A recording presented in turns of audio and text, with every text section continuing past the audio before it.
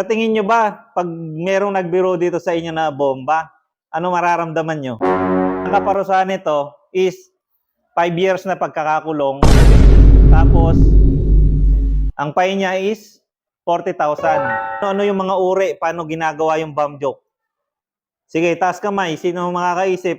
Sticker kay Sir Bal. Parang napakaseryoso nyo naman. Ha? Napakaseryoso. So, sino na nga ako? Sargento Bal. Oh, mas kilala nyo ako Sargento Bal.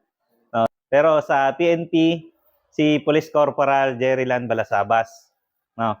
So, ako ang Chief Investigator ng DRT-PNP. Ang trabaho ni Sir Bal, mag-imbestiga. Pero, kapag may mga ganitong opportunity, siyempre, nag-share din si Sir Bal ng kanyang kakaalaman kung merong time. No, kasama ko yung MCAD PNCO namin, si Ma'am Patrolwoman Joylyn Palmea. So, si Ma'am Palmea naman ang in-charge sa community relation. Siya yung laging pupunta sa mga barangay, no, sa mga school, nagle-lecture, para yung relation ng community at ng PNP ay mas paigtingin. No. So, ngayon, nandito si Sir Bal para mag-lecture tungkol sa bomb threat. No, bomb threat awareness. Kasi, sino mahilig manood ng balita? May nabalitaan ba kayo na itong nakaraan lang na may nahuli tungkol sa bomb threat? Saan? San Ildefonso. So, malapit lang sa atin.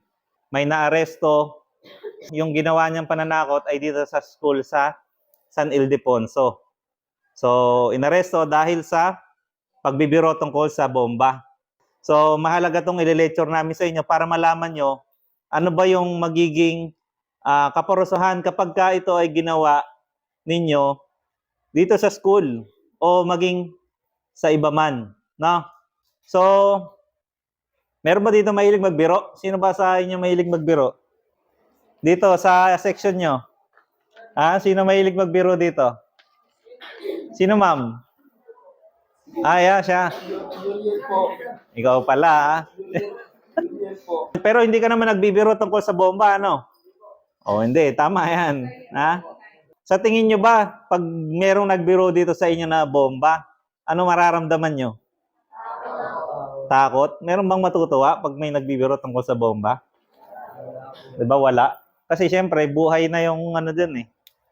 Diba? Buhay na yung nakasalalay. Paano po pwedeng i-execute yung tinatawag na bomb joke na sinasabi? Ano yung mga uri? Alam nyo ba? Hindi. Kapag kayo ay ginawa nyo itong bomb joke na sinasabi, ang kaparusahan nito is 5 years na pagkakakulong, tapos ang pay niya is 40,000. So medyo malaki, no? Pwede rin na pagsamahin, depende sa korte, no?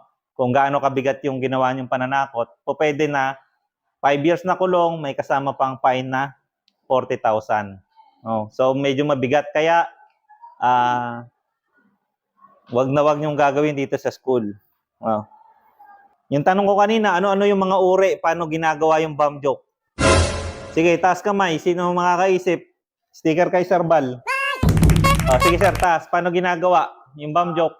True verbal po. Verbal. Okay, tama. Halika rito, sir. Verbal, tama. Verbal. Pero pagsasalita, di ba? Sabihin natin, within 5 minutes, lumabas na kayo rito kasi sasabog na yung bomba na nilagay ko. No? Sige, sino pa? Si ma'am. Paano? Text. Okay, ma'am. Tama, halika. Wait, may sticker ka kay Sir Bal. Ano pa? Sige, meron pa. Text message. Verbal. Sige, sir.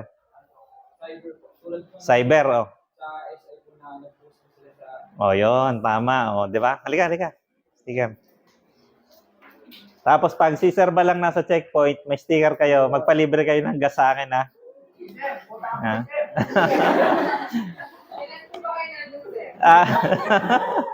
Sige. Ikaw. By take an action. Parang kanyari po, magbibiro po yung isa nyo pong kaklase na may dalang bag po. Tapos, bigla na lang po itatapon. Tatapon. Tapos tatakbo po yun. Tatakbo. O, yun, tama, biro. O, yun, tama. Ang galing. Palakpakan niyo, magaling, magaling. Nakalagay dito, biro. Verbal. Text message. Cyber. Biro. O, meron pa. Ano pa? Ano pa? Sige, baka may maisip pa kayo. Ano pa? Ha?